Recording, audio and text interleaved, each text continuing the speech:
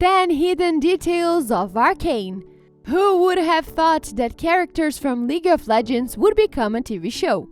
Even if you're not a player of the game, you will definitely enjoy this show. However, if you haven't seen it yet, we warn you that this video contains some spoilers. Said that we are going to show you some of the many Easter eggs and hidden details in the show that many of you didn't notice. Rivers and Mighty Towers.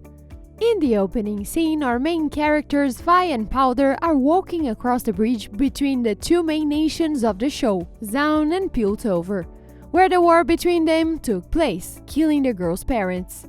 In this scene, there is a song that's being hummed, which is called Dear Friend Across the River. The song is a reference to Rivers and Mighty Towers, which are two key map elements from the game. So come across the river. Benzo's shop. There are many little details hidden in Benzo's store. In the scene where the little man, who is also known as Echo, is first introduced, we see him fixing a clock, which is a hint to his character in the game, who has everything to do with time. On episode 7, when Echo fights Jinx on the bridge, the beginning of their fight is played out and then it gets rewinded, showing how his ultimate ability works in the game, where he can go 4 seconds back in time. The object Benzo is examining, it's actually an old now non-existent item called Heart of Gold. Oddly enough, he's gone not much longer after this scene. At the back of Benzo's shop, there is an obvious reference to one of the most common items in the game, Rabadon's Death Cap. And right above the entrance door, there is an object that belongs to none other than Tryndamere, one of the original champions in the game. In the sequence when the Enforcers come into the Benzo's shop, Echo tries to listen to their conversation and spy through a camera installed inside one of the 3 masks, two which resembles 2 items from the game Leandris Torment and Hunting Guys. Jace's Hammer. The place our favorite gang breaks into belongs to Jace, who we meet in episode 2 while Powder is searching for important objects. She comes across a sandwich and can't help herself. While she reaches to get the snack, did you notice the Easter egg? On the table are blueprints to Jace's iconic hammer from the game, and the same one that we later see burst out in that epic fight with Vi in episode 8. Runeterra Incognium. When the kids are running through the Incognia Plaza, you see a nice looking statue in the middle which is called the Runeterra Incognian. Well, turns out that this statue was there not only for decoration, but to be able to locate any individual in the world.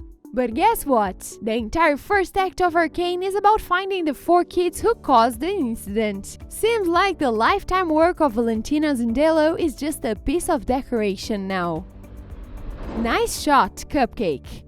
In this scene when Vi, Powder, Clagger and Milo are jumping over the rooftops, we can see Cupcakes which references to Caitlyn, who in the game lured the Snaptrap with a little cupcake in the center of it. Of course, we later meet Caitlyn in the show, who Vi nicknamed as Cupcake as well.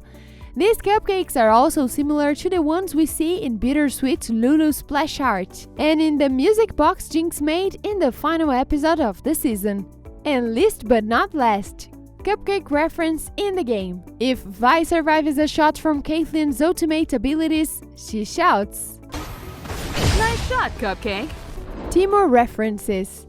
The first reference to everyone's most loved mushroom contains sarcasm, is when Powder runs away from the fight with Deckard and his goons. There is a picture of a mushroom on the wall, which is of course a reference to Devil Champion Teemo. Teemo was one of the original 17 champions of the game, and his ultimately ability to place invisible mushrooms all across the map makes him one of the most annoying champions to play against. But this is not the only Teemo reference we see in Arcane. We can see it on the lanes when the kids are heading home, while Powder plays some arcade game with Teemo on it, in the book in Marcus's daughter's womb, and last on the wall of the Firelight's base. Fish bones.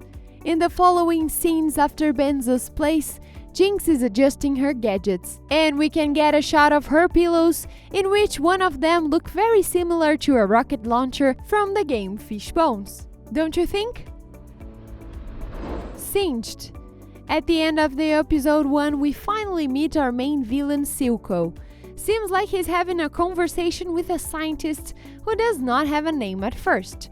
Although if you watch this show with closed captions, you will find out that this scientist is none other than Singed, another character from the game. Vi's real name.